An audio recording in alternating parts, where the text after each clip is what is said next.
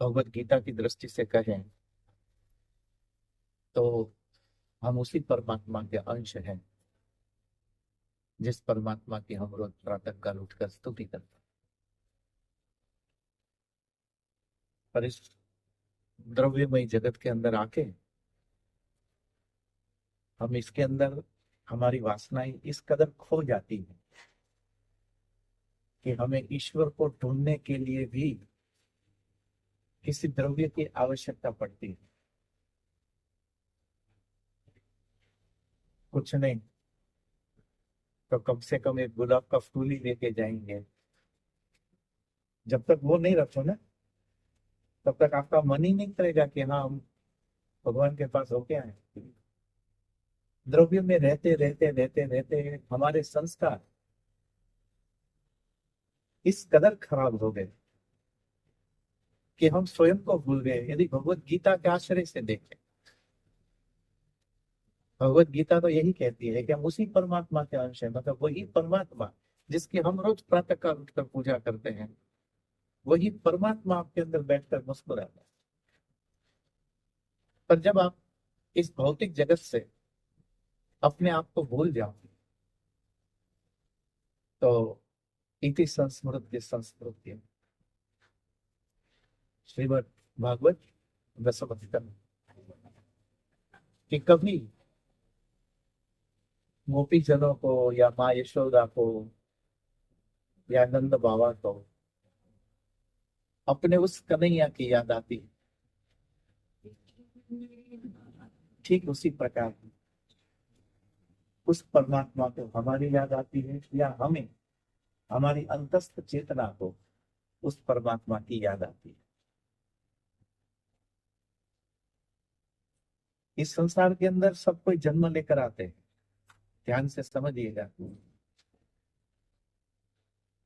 जो जन्म लेकर नहीं आता है ना उनके लिए आप ये कहते हैं कि भय प्रकट कृपाला दीन दयाला, या तो उनको प्रकट होना पड़ता है। एक गुरु तत्व ही ऐसा है जिसका न कभी जन्म होता है, जो कभी न प्रकट होता है, वो सदा होता है। हमारी श्रद्धा उस पद का उद्घाटन करती। गुरु के पास जाओ तो पूर्ण समर्पण के साथ जाया करो। यदि समर्पण नहीं है तो मंदिर जाओ, गुरु के पास मत जाया करो।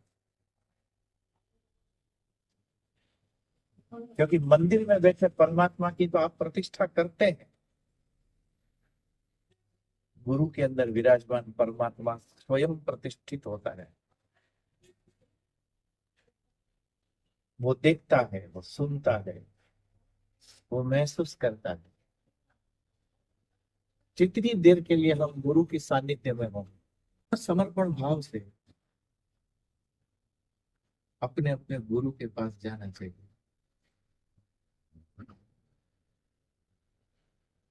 जब हम पूर्ण समर्पण भाव से गुरु चरणों में पहुंचते हैं और सदगुरु, ये बहुत बहुत व्यापक शब्द है, एक ऐसा नाम है कि ये बहुत बहुत बड़ा नाम है। नाम में ही बहुत भजन है। और याद रखना, हमें यदि संवाद करना हो तो हमें अपने अपने गुरु के सानिध्य में जाना पड़ेगा। और यदि गुरु को हमसे संवाद करना हो तो आवश्यक नहीं है कि वो अपने आसन से उठ के भी आए। वो तो किसी के भी रूप में, किसी के भी द्वारा, वो जिस समय जो आपको कहना बताना समझाना चाहते हैं वो समझाते चले जाते हैं।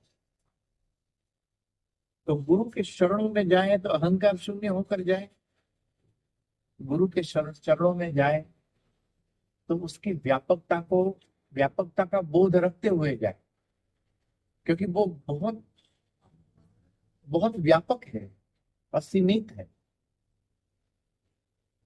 जब आप उस असीमित तत्वों की आगोश में चले जाते हैं, तो वहीं से उस गुरुता के कारण, उस साधना के कारण मेरे और आपके लिए परमात्मा के दरवाजे खुलते हैं। हमारी साधना में या हमारे अंदर इतनी शक्ति नहीं होती है कि हमारे चीखने से या हमारे चिल्लाने से राम जी दरवाजा खोले। ये संभव नहीं है। पर यदि गुरु कह दे ना, तो महाकाल भी यदि अपने दरवाजे बंद करके बैठा हो ना, वो भी दरवाजा खोल के बाहर आता है। और जिसको अभी चंद क्षण दे दिया, उसी बालक का उद्धार करने के लिए फिर वही वरदान देते हैं। ये किसी में शक्ति नहीं जो महाकाल के भी निर्णय को बदलवा सके। स्वयं भवानी भी यदि चाहे तो वो भी महादेव के निर्णयों को नहीं बदल पाई। यदि स्वयं भवानी महादेव के निर्णयों को बदल पाती तो सती को पार्वती के लिए पार्वती बनकर पुनर्जन्म नहीं लेकर आना पड़ता। सती को पुनर्जन्म इसलिए लेना पड़ा क्योंकि वो महादेव के निर्णय को बदलवा न सकी। और महाकाल मंदिर की एक बनी हुई घटना है, एक गुरु जब परमात्मा को पुकारता है, चंद सेकंड पहले जिसने श्राप दिया, अभी तो 1-2 मिनट भी पूरी नहीं हुई है, उतने में वो महाकाल फिर से आते हैं और उसी श्राप को वरदान में परिवर्तित कर देते हैं। का अहंकार समाप्त न हो तब तक गुरु की पादुका प्रकाश नहीं देती है। हमारे और गुरु पादुका के बीच में यदि कोई बंदिश है तो वो बंदिश का नाम है हमारा अपना अहंकार। जब हम वासना शून्य होकर, अहंकार शून्य होकर गुरु चरणों के सम्मुख नतमस्तक होते हैं, तो वही सदगुरु। मुझे आगे भी पहुंचना है, तो मेरा तो पहले मन यही था कि हनुमान चालीसा करेंगे और फिर 2 मिनट निकल जाएंगे। मैंने इसको यही कहा था, और महाराज जी का मुस्कुराता हुआ चेहरा देखा, तो गुरु न मुस्कुराए तो फिर कौन मुस्कुराएगा। और जो मुस्कुराता है वही गुरु होता है। बाकी तो सब पाखंड प्रचुरे लोग कृष्ण ये वदति। जो मुस्कुरा दे, जो जिसकी स्मृति हमारे भीतर के दर्दों का निवारण कर दे, जिसकी पुकार हमारे लिए राम जी के दरवाजे खुलवा सके, जिसकी याद हमारे लिए नए आयाम को जन्म दे दे। एक ऐसा गुरु एक द्वार है, एक ऐसा द्वार है कि जहां प्रवेश लेने के बाद परमात्मा आलोकित हो जाता है, ईश्वर आलोकित हो जाता है। और ईश्वर की उस महामाया में प्रवेश करना, तो उसके लिए गुरु के द्वार से हम होकर गुजरते हैं। आप सब लोग बहुत भाग्यशाली हैं, और ये तो अवसर ही है गुरु को याद करना।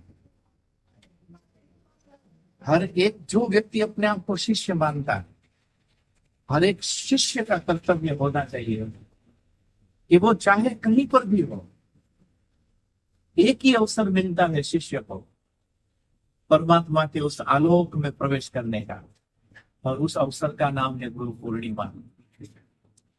गुरु पूर्णिमा के दिन अपने अपने सदगुरु के सन्निधि में जाकर इन विचारों के साथ, इन संकल्पों के साथ हम अपने गुरु की सानिध्य में पहुंचते हैं, तो आप निश्चित मानो कि एक दिन स्वयं राम जी आपको ढूंढते हुए आएंगे।